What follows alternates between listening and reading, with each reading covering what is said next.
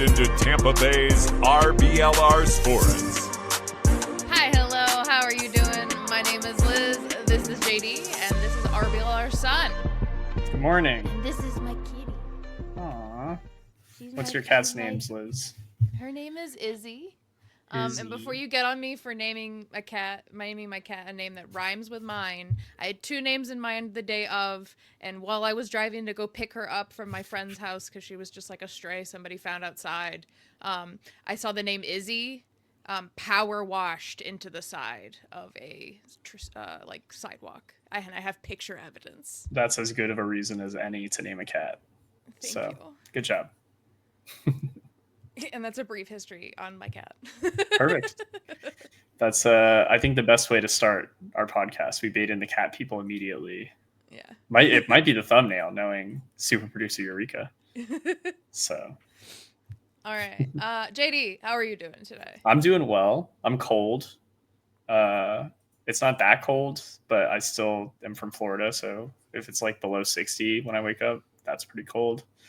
But I'm doing really good because after last week's episode, Sun FC followed me on Twitter. And that is huge for me and my personal brand. So I appeared on Nottingham Forest social media once. I did a story that they had me on, but maybe Sun FC actually following me might be comparable to that level. So very excited about that. Thank you for recognizing me as an official person of interest, I suppose. I don't even think they're following me, but I also don't use Twitter anymore. Yeah, that would be. Go with that. And then I am the Tampa Bay Sun Blue Sky account as well. So, I mean, I can follow you, but it won't feel as good. You could follow yourself from your own other Blue Sky account, and then actually they follow you on Blue Sky, and that's fine. Yeah, and I also like the Heat Wave follows me as well. Of course. Well, the Sun, actually, I will give them credit for this too. The last two signing announcements, we made a joke about it, how we goaded them into announcing somebody on Friday. But this time, they also tagged the Heat Wave in their announcement, which is kind of fun. We actually talked during this offseason about, I don't remember what team it was, but there's a team that seems to be trying to start a supporters group in the league, and we don't really like it. I mean, obviously, I think an important part of culture is supporters stuff being independent from the team organizationally. And so one of the things that we talked about was how it's kind of rare that clubs interact or promote their supporters. And then the Sun started doing it. So that's really nice. It's kind of cool that they are interacting more on social media.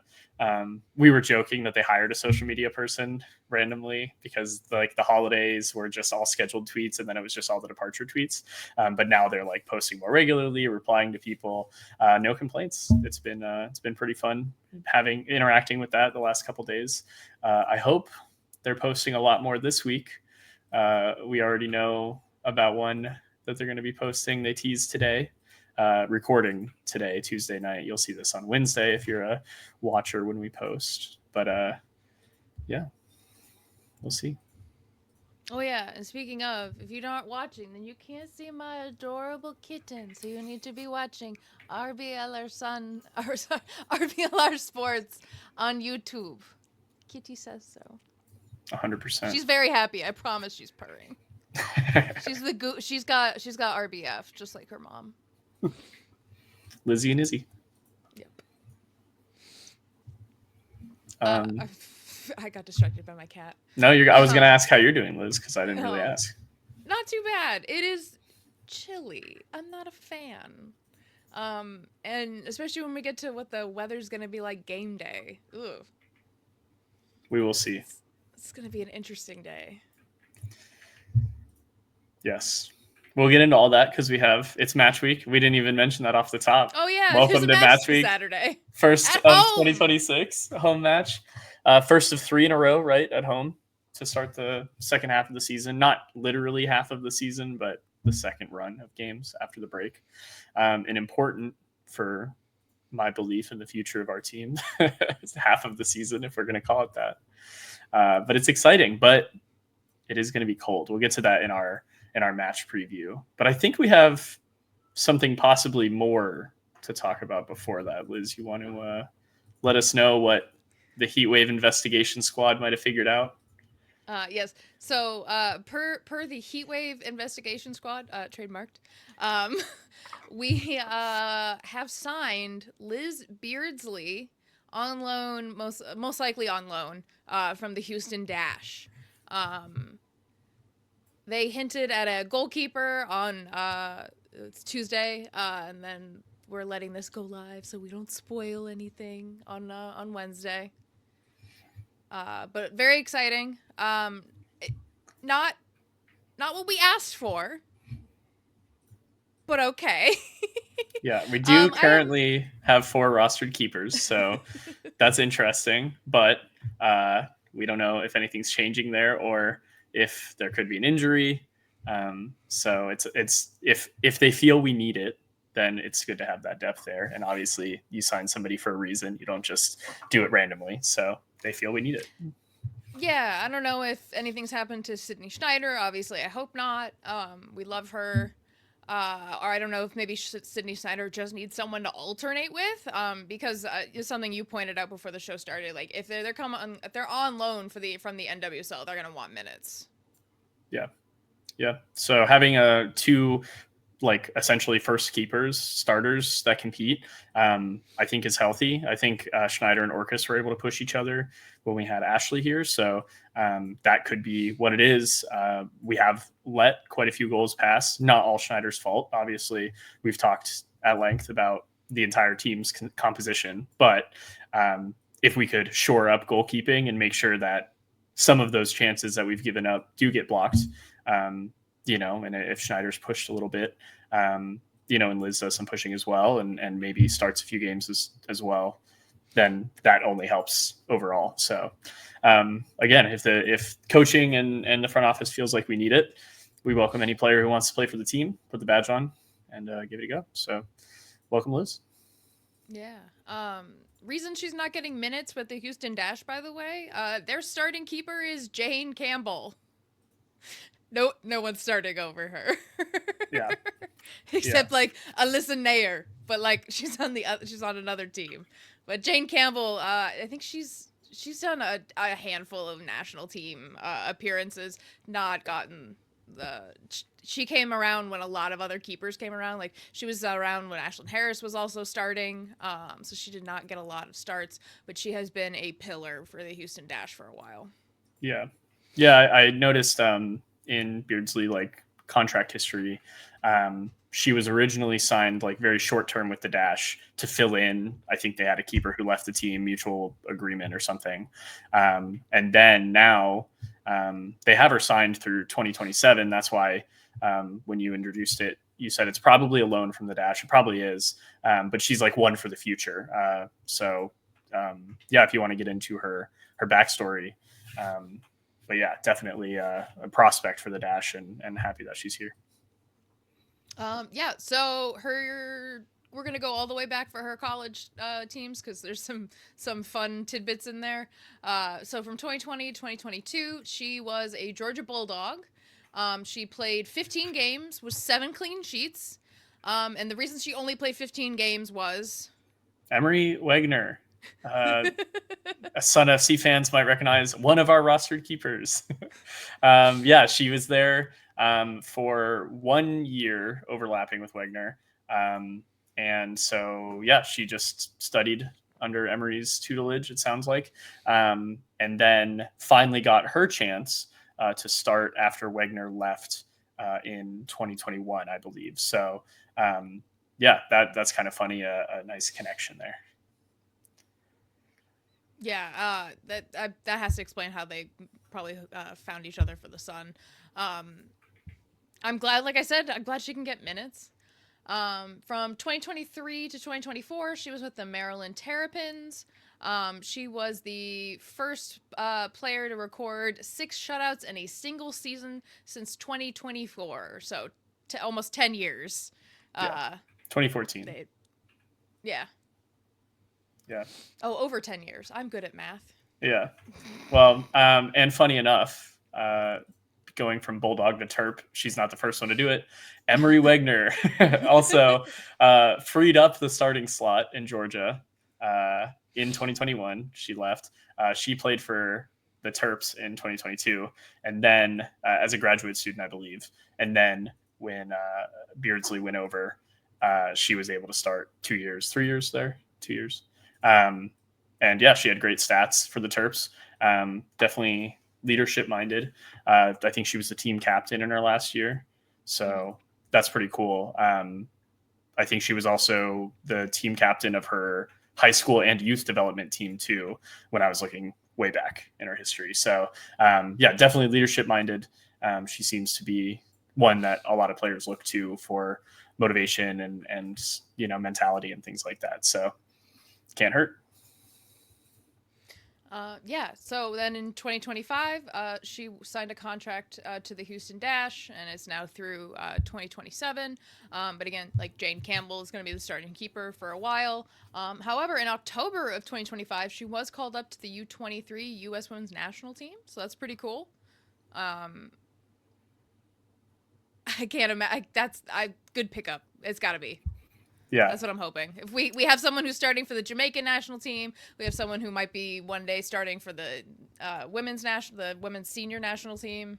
I like it.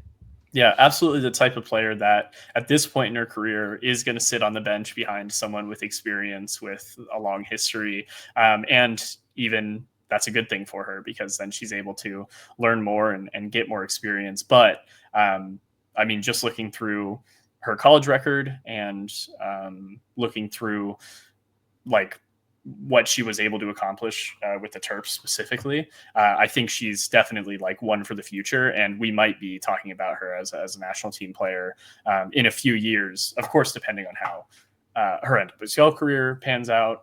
But having her at this point is a great get, like you said. And if she is challenging Sydney for starts, I think she is the type of player that would be challenging. Like I said, leader, motivated, goalkeeper union. I saw mentions from Houston when they re-signed her. I saw players talking about how much value she brings to practice and to mentality things. And they were really happy for her getting the call up for the U23. So, and they said she really deserved it. Not that call ups aren't deserved, but they were very excited for her specifically. So that all sounds good to me. Surprised it's a keeper, but if we're going to get one that is definitely on the up and up, and we might be talking about her in a different capacity in a few years. So let her be a Sun while she can. So we have some wild speculation as well, as usual. But this has now been confirmed by two people. Not confirmed, I'm sorry, but two other people have also had this speculation, which makes it slightly less wild in my opinion. We have Trinity Star Watson of Lexington. She's a defender, has been hanging around Tampa apparently. She was benched for 2 games at the beginning of the season with Lexington, has not been rostered the rest of the season since. And that was after starting in the last 8 matches of their season last year. So, we know Lexington did a huge overhaul. They really shelled out for players, and they picked up some really good ones. So I'm guessing she just got second string, and maybe she's coming to Tampa. We have no idea, but I have had one Lexington fan and one Tampa fan also be like, what is she doing in Tampa? So we kind of have a history of bringing in players to hang around the team for a while before we actually sign them. This is true. This could be another Maddie Parsons. Yeah, she'll be here for like 6 months. And I mean, if you're gonna hang out somewhere and not be signed or be maybe signed but quietly, Tampa's a cool place and it's warm, and so I'm sure they don't mind hanging out here until they get their shot. But that would be really cool. I've heard really good things about Watson, and it seems like Lexington was very keen on her. Lexington fans that I've talked to were pretty keen on her as well. So yeah, if she did just miss out on the shuffle, I think she could definitely be an asset. We've talked about kind of our, I don't want to say dwindling numbers, but if anyone gets injured, dwindling numbers on our back line and options. And so she would definitely be a great addition to the mix if she is here for business. So that'd be cool. Something I didn't even put on the doc, but I was just because you just brought it up. Is speaking of dwindling numbers, we also don't even have like the academy players right now because they're away at college, most of them, or they're going to be at college in a little bit. Yeah, and that was something that super producer Eureka brought up in pre-show about signing Liz Beardsley was, at least one of our players is a youth player. And so if we ever needed to have somebody on the bench just to have a backup, and we are down a youth player and there's one other injury, we don't have that backup. So it is very possible that we signed her for that goalkeeper depth because school is ongoing. But the Super League season does also match line up pretty well with the collegiate season too. So I feel like that is kind of going to be a regular thing. We're not going to see as many collegiate players getting chances in the league because they're at school at that time. Yeah. All right. Moving on to our preview versus Spokane. Yes, we have a game. Coming up, and it's really soon, and it's this Saturday. And if you live under a rock in Tampa, which I guess isn't impossible, but you may not know that on Saturday, I'm doing an official weather report. I considered changing the green screen to like a weather thing and like doing a bit, but I'm really lazy. So just pretend I did all that. The temperature is estimated to be in the 30s by the evening on Saturday. It is going to be cold. If we get lucky, because this is a few days out forecast, it's not fully accurate. If we're lucky, and I say lucky, for me, it being warmer would be good. In the 40s, probably not the 50s after the sun goes down. So we're definitely talking multiple layers, long sleeves if you're coming out to the game. The worst part, I haven't even got to yet, which is crazy, is that the wind gusts are expected to be extremely high as well. Currently, they're predicting up to 30 miles an hour. So this is going to be maybe on par with our downpour game in terms of just like insane weather. But I think wind is probably worse for playing a soccer game in. Cold, they have hand warmers and long sleeves and things like that, but wind is something else. So it's going to be kind of wild. Don't know what to expect. Hopefully my wish is that the weather will be calmer and a little bit warmer. We'll see. But yeah, it's going to be extremely cold. It might be so cold that you could play ice hockey outside the next day, which is because they are doing that at Raymond James Stadium. It's the Winter Classic. But how good was that scheduling on NHL's part? Not to derail the podcast, impeccable. But it literally might snow the one day they scheduled to have a hockey game outside in Florida. But anyways, we're the Tampa Bay Sun are the pre-show for that. Yes. As everyone knows.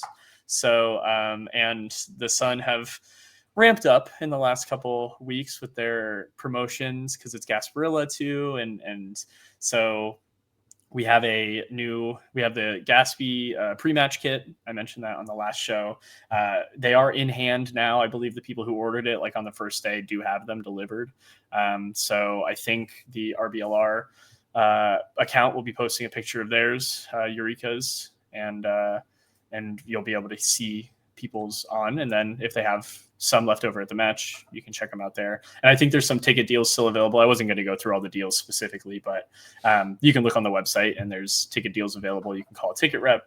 And also, and this one's a little weird, Soleil looks different now. And that's all I have to say. At her 1 year anniversary last weekend. Just say it? You want me to just say it? They announced a new look, and the look is Soleil went on Ozempic. Soleil lost some weight. And good for her. That's all I have to say. If it makes the suit more comfortable, maybe that's what it was. I don't know. I don't. Of all the things the team needed right now, that was very low on the list for me. But it's not okay. It's not as much that Soleil looks different. It's fine. I understand who the character is. It's really just that I was being sold a rebrand, and she has the same face, and that is really just I thought she was going to look different, but she just looks different, and that's, it's a little goofy, but ultimately completely inconsequential, and we're just having fun with it. But I did kind of like her, like, big, and it looked more mascot-y, bigger, if that makes sense. Like, now it looks too human. Now we're getting a little, like, not uncanny valley, because it's not people, but, like, getting a little bit too, like, oh, well, this is less fun. Yeah, there we go. It's less whimsy. That's a good way of putting it. Are we losing the tutu? I didn't see if we have a tutu still on during the Gasparilla Children's Parade. Tutu, I think I don't want to accuse it. I think she might have been wearing the tutu. I just maybe didn't notice because of the other changes. Because of everything else. But we'll see. I'm sure Soleil is going to have a great time at the game, as we usually do. I mean, well, this might be the first game where they're actually comfortable inside the suit, because just the amount of body heat inside will keep them warm. Yeah. Well, they might bring out the old suit just for this game to stay warm. All right. So Spokane has weirdly signed 2 players and said goodbye to none, which is kind of odd. I feel like there is an outlier for the league right now. Most teams have said goodbye to some, whether they were loans or otherwise. But they have signed. We went over them in the last episode. So I'll just briefly recap. They signed Catherine Rapp. She's a midfielder. It's her first professional contract. And Maya Hansen. She's a forward. She played in Iceland previously. And I think before that was just in college. So pretty newish players. I don't want to I'm not saying anything bad about Iceland. You can get lots of good experience over there, but it is a little bit different over here. Yeah. So they've only signed 2. They haven't said goodbye to anyone. We have signed now Jordan Fusco, Maddie Percorni, and as we have said now, Liz Beardsley. I pulled the lineup from our game against Brooklyn, which was our second to last game of the season. And the reason I did that is because you can tell if you look at the lineup for the Jacksonville game, we did do things a little bit differently than what we would normally do. Is a little more non-standard because of Hurricane Ashland Puerta. So people were now missing from just general lineup. Flint, most likely. She started in that match. We still don't really know, although we did see her in another picture in Denver. She looks like a cryptid. Like, not like literally she looks like it, but the picture that you were able to get on social media is like a Bigfoot sighting, which I guess is appropriate for Denver. Actually, that might be totally geographically wrong. I'm not sure if Bigfoot is a Denver thing. But I thought it was anyways, but now it is because it's Flint now. Yeah. I think they have different names for it regionally. I don't know. But yeah, we'll see where the Flint saga lands us, because it's possible she's a trialist over there. It's possible she's already being looked at for permanent signing. We haven't said goodbye to her. She's still on our roster page, but there's also other people still on our roster page that are not here. So I don't know. Just do an update. That's all I need. Yeah. So we might have Fusco up there. We had Parsons as well. We still got Parsons. Love that. For attacking mid, we had Nacello, Gaillard, Listro, and then we had EGR in the end, who we no longer have, unfortunately. Not sure who's going there. We also, on our defense, we don't have Pluck. We don't have Pluck! Oh, okay. We don't have Pluck. We still have Bissett, Henny, and Zaid, and then obviously we have Schneider, and then we will have Liz Beardsley as keeper. Yeah. I mean, on the bench we also lost McLean and we lost Tankersley. Yeah, this is an interesting one. I mean, everything that we're gonna say in the next few minutes is pretty much just speculation and estimation. Obviously, they have been, especially our new signings, have been with the team for a few weeks now.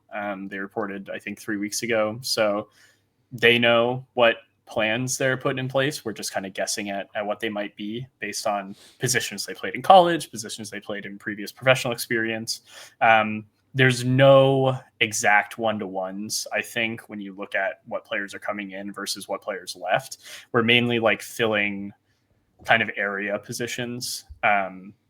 So with that said, though, I think it's interesting that we lost. I say lost, had a few transfers out from the forwards positions.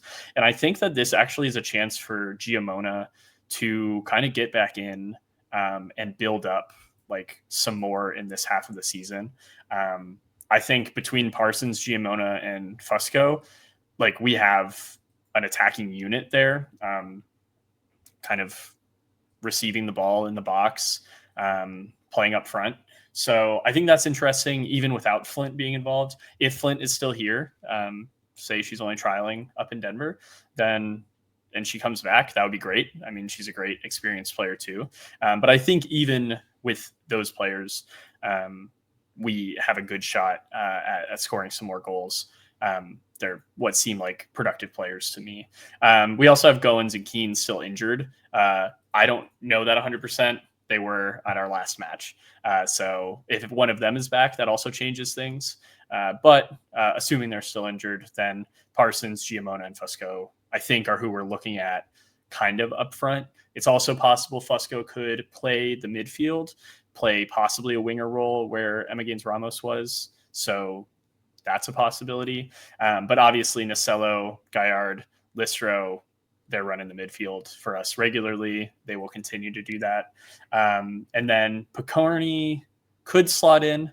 I think it's possible she played winger and she played like attacking midfield in her past. So thinking that Picorni could be kind of a winger as well here. But she wasn't very attacking minded in her previous playing history. So I think it's actually more likely that she'll join that back line.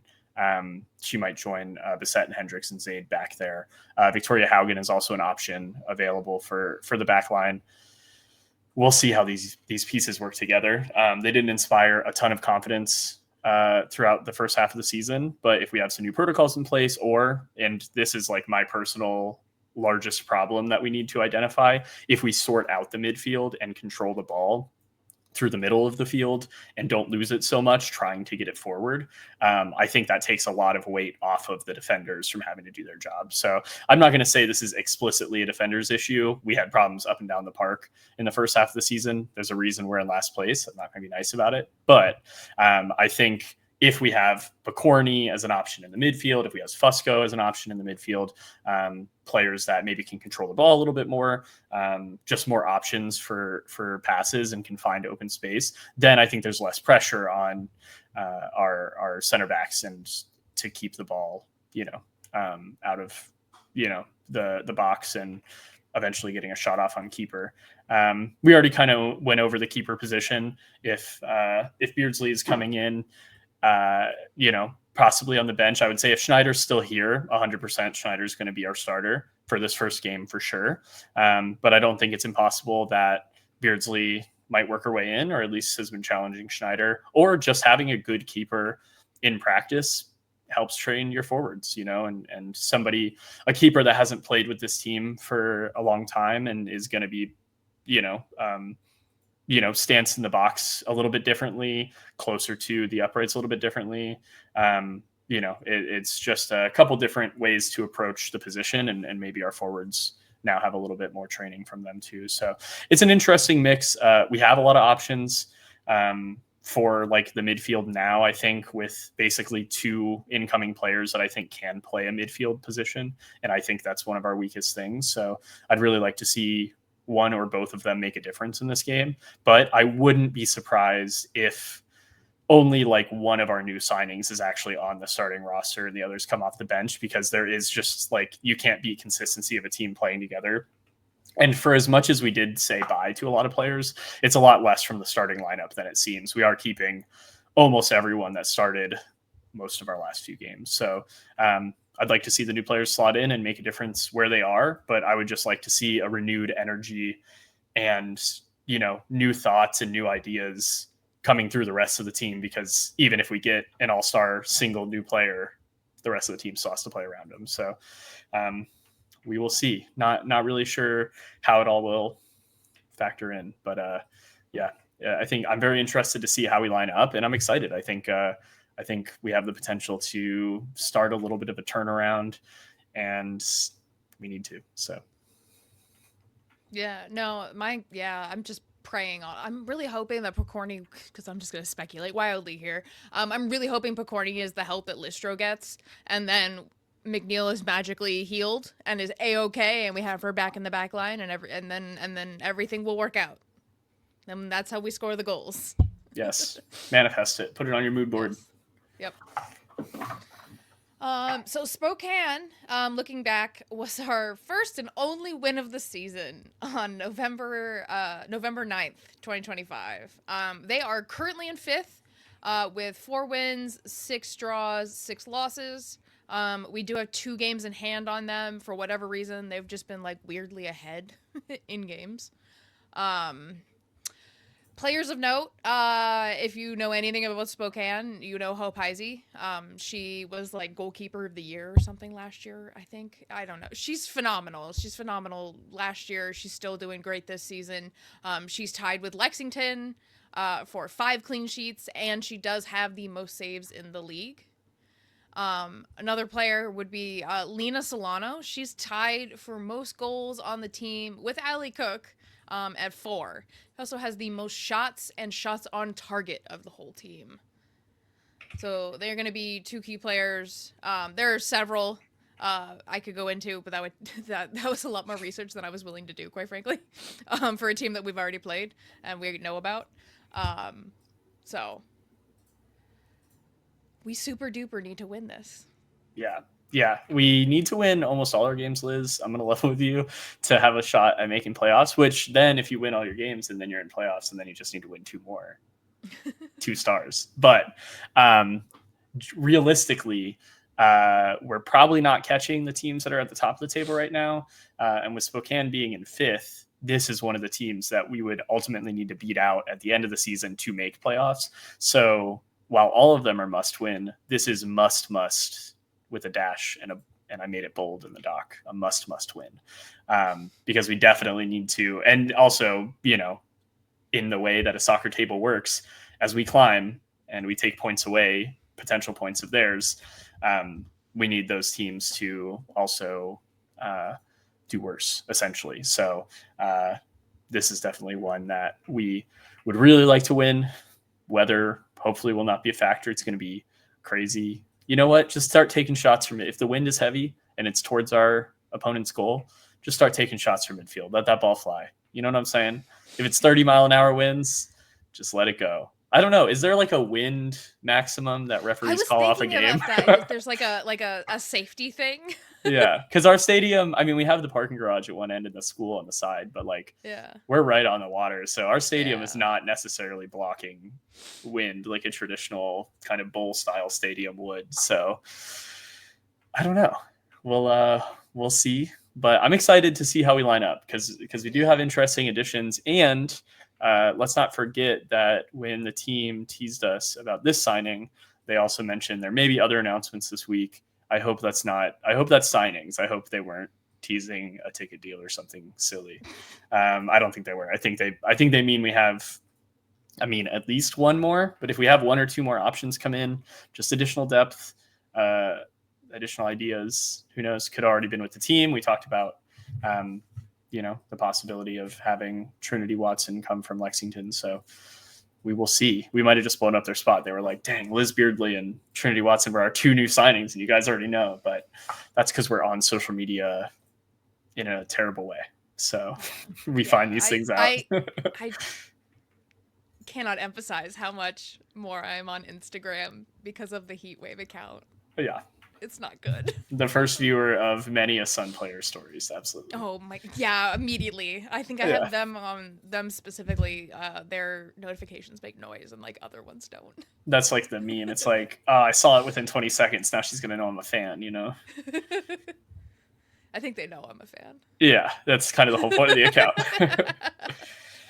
Liz, do you have a score prediction for this game? How do you think it's gonna shake out? No, I didn't even put it in the doc yet because I don't know. I know it's like a random number generator kind of thing. A little bit, But I've been really good at this random number generator. I won the score prediction game last year, and I believe I'm still in the lead now, which is really unfortunate because I haven't predicted a lot of wins.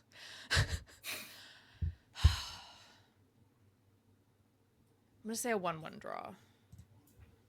Tough but fair. Yeah. I want us to do better, but right now I think we just need to score a goal. That would be really nice. I think goals would be nice. Yeah. Actually, because you said that, I'm gonna make mine 2-1. I had 1-0 in the doc. I'm still gonna have it a win for the Sun, Okay. but I think we have more ideas out there now, and hope Heisley be damned.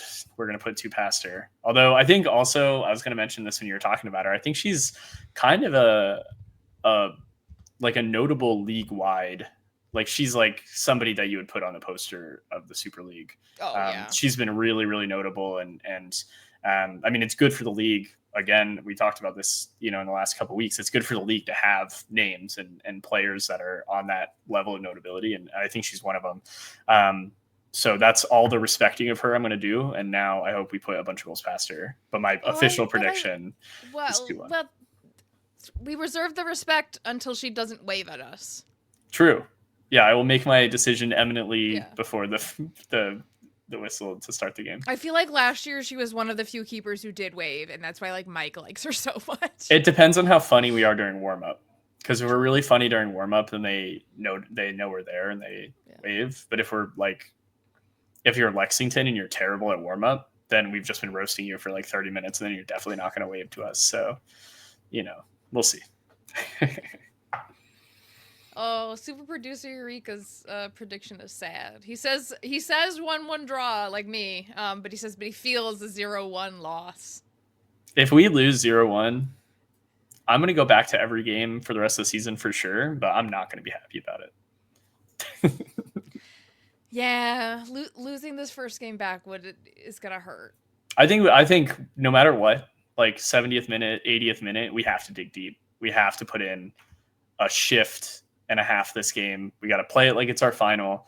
We got to play almost every game this half of the season like it's a final. But this one, like I said, with their position on the table and with where we are at, we don't even move up into 8th with a win here. We have to win 2 games before we would move up into 8th. We are in dire need of points. So I better see that team out there. All I want is just to move out of last. we better see that team out there digging deep. So maybe more than even a win. I just want to see just true. If it's a 1-1 draw and we put everything into it, I would be satisfied. But we have to put everything into it. Yeah, sorry for your ears that I just screamed into the mic. My bad. Super producer Eureka told me to fix my mic, and now it's actually close, and my audio sounds good. But now when I scream, it's gonna be so loud. It kind of makes your point, though. Yeah. I'm a very emotive person. Yeah, and then no Sunrise ranking because we don't know. No, because I don't know the full lineup players yet. So we'll see. Well, are you ready to be extremely cold in a couple days? No, I mean I'm prepared. I'm prepared because I actually went out and bought cold weather clothes because I went to cold weather places this year. So I have snow boots that I will probably be wearing. It might snow. We don't know. No, well, they're also just waterproof, so I thought that would come in handy. Yeah. The only rain jacket. Oh, good. I wore them to a Rowdy's preseason game where it downpoured and my feet stayed nice and toasty. Yeah. The only rain jacket I own is a Nottingham Forest jacket because I figure if anyone knows how to make a good rain jacket, it'd be an English soccer team. And it's good. It holds up. So I might be posted up, but it is navy blue. You wouldn't expect it from Forest, but it's part of their more toned down line. So you might see me posted up in a navy blue Forest jacket. Best believe I have a Sun jersey on under there. It's just cold and rainy. So conveniently, because I am a sicko for the Sun, all of my accessories are now in shades of yellow or navy. So if it's chilly, I have a navy puffer, and if it's wet and rainy, I have a yellow slicker. There you go. We're all gonna look like sailors out there with big yellow raincoats. Yes. But Well, I'm not looking forward to the wind, but we will see. It's gonna be miserable. So come be miserable with us. Yeah. Come join the heat wave. And then also hit the like and subscribe button. Leave us a comment about whether or not you're going to submit yourself to this torture this weekend. It's at RBLR Sports on YouTube, where you can see our beautiful faces and also our kittens when they aren't jumping on things. She's definitely not doing right now. And RBLR Sun FC everywhere else. Make sure you hit the follow buttons everywhere, so you don't miss any news. Izzy, what the fuck are you doing? Sorry. All right. That about wraps it up. Wonderful, wonderful ending. Yes, thank you. I am a professional. Can you tell? Izzy made it full circle. Izzy's here again. So. Oh, that's right. Here, hold on. Kitty.